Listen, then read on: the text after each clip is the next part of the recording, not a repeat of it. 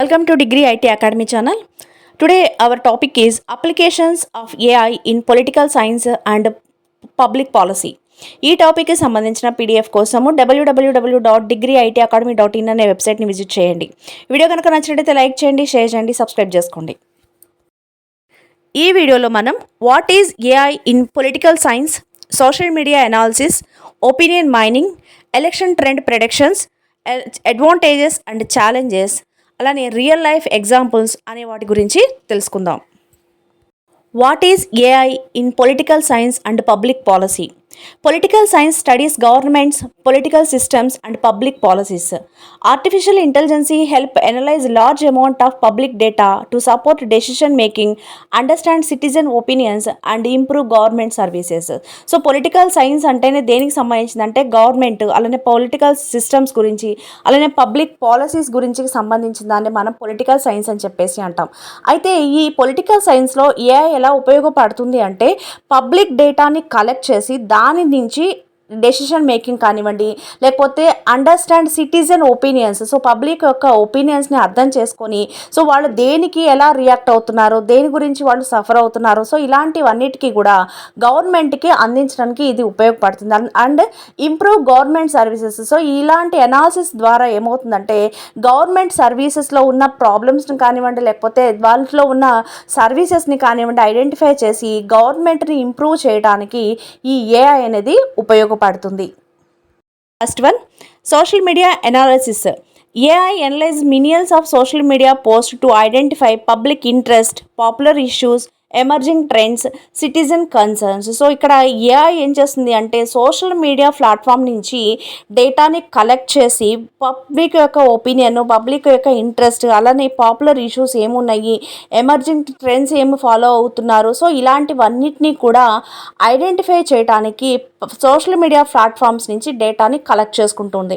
Collect చేసిన data నుంచి analyse చేస్తుంది. మనకి సోషల్ మీడియా ప్లాట్ఫామ్స్ ఏమున్నాయి కానీ ఫేస్బుక్ కానివ్వండి, లేకపోతే ట్విట్టర్ నుంచి కానివ్వండి, అలానే ఇన్స్టాగ్రాము, యూట్యూబు, సో అలా సోషల్ మీడియాస్ నుంచి డేటాని కలెక్ట్ చేసి పబ్లిక్ యొక్క ఒపీనియన్స్ని అనాలిసిస్ చేయడానికి ఈ ఏఐ అనేది ఉపయోగపడుతుంది.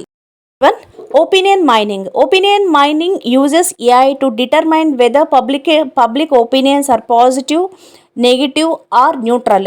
Applications include policy evaluation, public surveys and customer feedback analysis. So ఇక్కడ మనకి ఏంటంటే ఒపీనియన్ మైనింగ్ అంటే ఏంటంటే పబ్లిక్ నుంచి వాళ్ళ ఒపీనియన్స్ని కలెక్ట్ చేసి అవి పాజిటివ్ కావచ్చు, నెగిటివ్ కావచ్చు, లేదా న్యూట్రల్ కావచ్చు, సో ఏవైనా సరే పబ్లిక్ నుంచి ఒపీనియన్స్ని కలెక్ట్ చేసి దాన్ని ఎనాలిసిస్ చేసి సో నెక్స్ట్ ఎలా ఉంటే ఎవల్యూషన్ ఎలా ఉంటే బాగుంటుంది అనేది చెక్ చేయడానికి, ప్రిడిక్ట్ చేయడానికి ఈ ఒపీనియన్ మైనింగ్ అనేది ఏఐకి ఉపయోగపడుతుంది.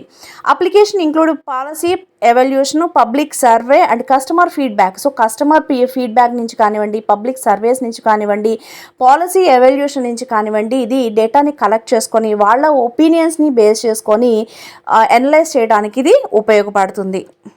Next one, election trend predictions. AI studies historical election data, opinion polls and public discussions to estimate possible election trends. These predictions assist analysts and researchers but do not determine actual election result.